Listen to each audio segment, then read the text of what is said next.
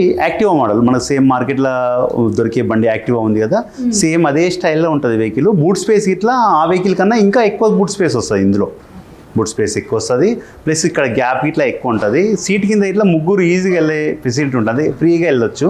ఇందులో సీట్ కింద మనకు 2 ఎలిమెంట్లు పట్టేంత స్పేస్ ఉంటుంది. మీకు కూరగాయలే కానీ ఇవే కానీ ఇందులో ఈజీగా వేసుకొని వెళ్ళిపోవచ్చు.